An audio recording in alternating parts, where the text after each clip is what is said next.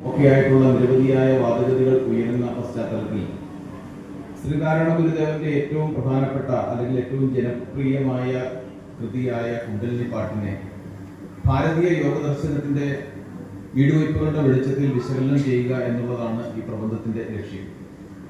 നമുക്കറിയാം, ഉപനിഷത്ത് പാരമ്പര്യങ്ങളിൽ ഷഡയോഗ ദർശനത്തെ കൃത്യമായിട്ട് അടയാളപ്പെടുത്തുന്ന നിരവധി പുസ്തകങ്ങളുണ്ട്.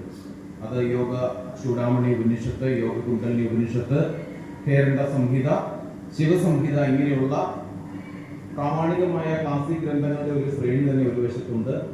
രണ്ടാമത് BC 2-ാം ശതകത്തിൽ ജീവിച്ചിരുന്ന പതഞ്ജലി മഹർഷി മുതൽ ആരംഭിക്കുന്ന യോഗസൂത്രം, അതിനുശേഷം സ്വാമി സ്വാത്മാരാമന്റെ ഘടയോഗ പ്രദീപിക തുടങ്ങി യോഗയുടെ സിദ്ധാന്ത പദ്ധതികളുടെ പ്രായോഗികമായ ആവിഷ്കരണങ്ങളെ കുറിച്ച് പ്രതിപാദിക്കുന്ന ഗ്രന്ഥങ്ങളും നിരവധിയുണ്ട്. ഈ ഒരു ദർശന പശ്ചാത്തലത്തിൽ നിന്നുകൊണ്ട് ശ്രീനാരായണ ഗുരുദേവൻ രചിച്ച കുണ്ടലിനി പാട്ട് എപ്രകാരമാണ് യോഗ ദർശനത്തിന്റെ ഈടുവയ്പ്പുകളെ ആശ്രയിക്കുന്നത്, അതല്ലെങ്കിൽ യോഗ ദർശനത്തിന്റെ വിവിധ ഘടകങ്ങളെ ഒരുപക്ഷെ പൂർണ്ണമായ പരസ്പരബന്ധത്തോടുകൂടി എന്തെങ്കിലും എപ്രകാരമാണ് ഈ കൃതിയിൽ സന്നിവേശിപ്പിച്ചിരിക്കുന്നത് എന്ന അന്വേഷണമാണ് ഈ പ്രബന്ധത്തിന്റെ ലക്ഷ്യം. ആത്മതത്വ വിശകലനത്തിന് ഊന്നൽ നൽകി രചിച്ചിരിക്കുന്ന ഒരു കൃതിയാണ് കുണ്ടലിനി പാട്ട് എന്ന് നമുക്കറിയാം. പാമ്പ്, മയിൽ, കിളി തുടങ്ങിയവയെ അഭിസംബോധന ചെയ്ത് കാവ്യങ്ങൾ രചിക്കുന്ന രീതി തമിഴിൽ സാമ്പ്രദായികമായിട്ട് ഉള്ളതാണ്. അങ്ങനെ ഒരു സമ്പ്രദായം തന്നെയുണ്ട്.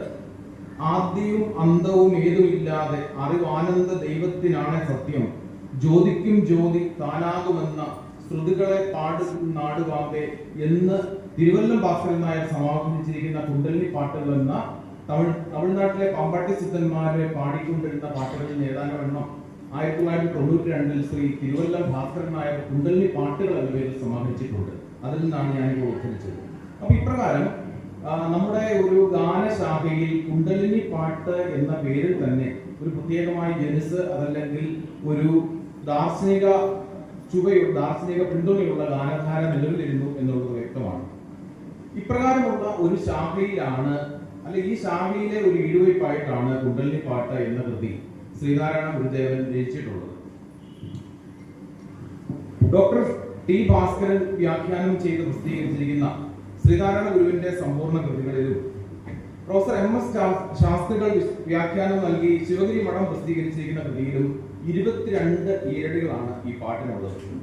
എന്നാൽ മുനി നാരായണ പ്രസാദിന്റെ വ്യാഖ്യാനത്തോടെ ഗുരുകുലം പ്രസിദ്ധീകരിച്ചിരിക്കുന്ന കുണ്ടലിനി പാട്ടിലും പ്രൊഫസർ G. ബാലകൃഷ്ണൻ നായരുടെ വ്യാഖ്യാനത്തിലും 21 ഈരടികളുണ്ട്. Nataraja Guru song of kundalini snake എന്ന